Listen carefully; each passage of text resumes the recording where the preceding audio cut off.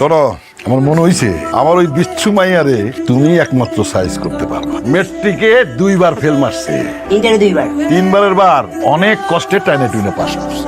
3 বারে inter pass করতে পারবে বলে মনে হয় না। ইন্টার পাস করতেছে না বইলা মাইয়াটার বিয়েও দিতে পারতেছে। ফেল কেন করছে এটা? 4 বার পালাইছে, 4 বার আমি ধরে নিয়ে এসেছি। শোনো, তুমি টিচার, তুমি খুব ভালো করেই জানো ডাক্তার আর টিচারের কাছে কোনো কিছু লুকাইতে হয় না। তাই মেয়ের সবকিছু আমি তোমার কাছে খুলে করলাম। এর আগে 2 জন স্যারের প্রেমে পড়ছিল, একজনের সাথে ভাইগা গেছিল, তারে দইরা আইনে আচ্ছা মতো মার দিয়া হাত পাও ভাঙিয়া দিছি, ভাঙিয়া এখানে ফালায় রাখছি। আজকে আপনি আমাকে প্রথম পড়াইতে আসছেন না, প্রথম দিন কি হয়? তো আজকে আমরা নিজেদের মধ্যে ইন্ট্রোডিউস হই, কালকে আমরা পড়বো না। 10 বছর আগে যদি আমার বয়স 10 বছর হয়, 10 বছর পরে আমার বয়স কত হবে স্যার বলেন তো? এই ধাঁধার উত্তরটা একটু দেন না স্যার। আমি তোমাকে 3 মাস পড়াবো, সপ্তাহে 5 দিন। সপ্তাহে 5 দিন যদি একটা করে থাপ্পড় মারি, মাসে কয়টা থাপ্পড় হয়? আর হচ্ছে আমার স্যার, আমার নতুন স্যার, এমন স্যার আমার লাইফে আমি জীবনে দেখি। পড়া স্যার একটা কথা শুনবো না, কেমন আইতে না কই স্যার রে? এই কোন কথা কবি না। হ্যালো, আসসালামু আলাইকুম স্যার। ওয়ালাইকুম আসসালাম।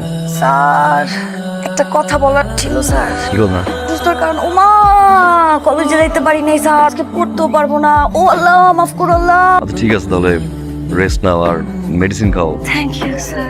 স্যারে আজকে একদম সেটিং দিয়া ফিটিং মেরে দিলাম। আমি 1 সপ্তাহ খালি আমি অসুস্থ অসুস্থ। আরে আরে এবে উঠো। স্যার আব্বুরে কইেন না স্যার। কি বিছানা দিয়ে নাকি উঠতে পারো না? উঠো। কি তোমার না পেটে ব্যথা? স্যার ভুল হয়ে গেছে স্যার। আর কোনোদিন যদি এরকম উল্টাপাল্টা কিছু করছস আর স্যারের কাছে মিথ্যা কথা বলছস, আমি কিন্তু অনেক খারাপ হয়ে যাবো। তুই আমার কিন্তু ভালো করে চিনস। যা যা পড়তে বস। আমার মেয়ে অসুস্থ হয়ে যাক, লাশ হয়ে যাক, লাশে তুমি পড়াইতে আসবা। বুঝা গেছে? ক্লিয়ার? খরচের বাচ্চা খরচ কামটা করলো কি দেখছস তুই?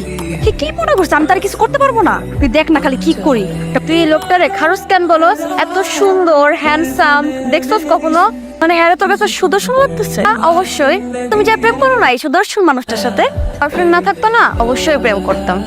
তো মাধ্যম দেখ না খালি কি করি তোর এই সাথে। বাইঙ্গা হসপিটাল প্লাস্টার করে শুয়ে রাখুন। এক্স্যাক্টলি, আমি তো এটাই চাই। স্টুডেন্টের গায়ে হাত তুললো, আপনি কোনো প্রতিবাদ করবেন না স্যার? স্যার আপনি প্রতিবাদ না করলে আমি করবো না স্যার। ছেলে এখন কোথায়? সরি বলো। মারবেন? মারেন মারেন। তোর জীবনে সবচেয়ে বড় ভুল তুই কি করলি জান? আমার করাবে না।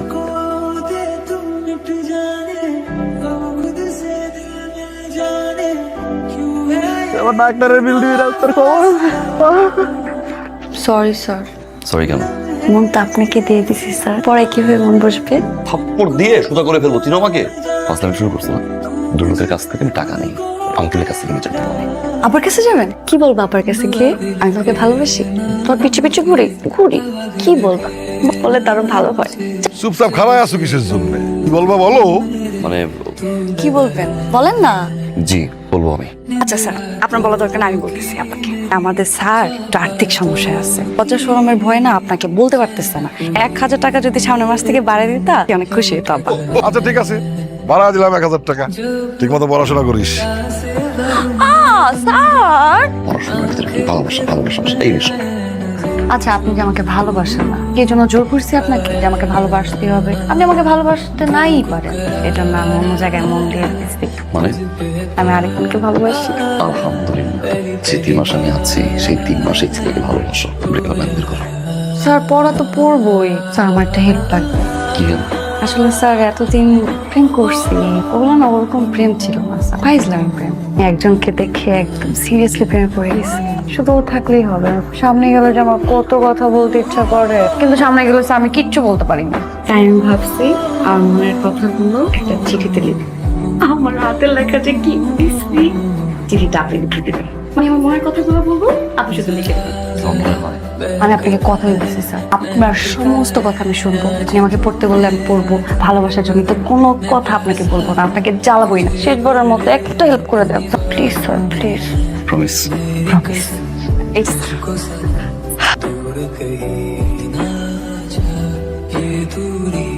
কালকে বললাম যে এগুলার লিখবা না, কালকের পর থেকে আর কখনো আর এগুলো লিখবা না।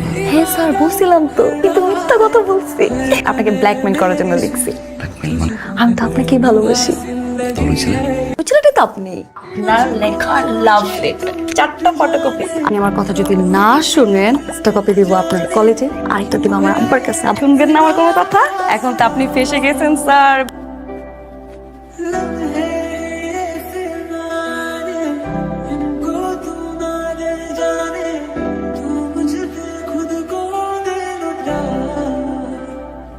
दुआ भी लगे ना मुझे तवा भी लगे ना मुझे जब से दिल को मेरे तू लगा है ওই মিষ্টি খাও, মিষ্টি খাও, খাও।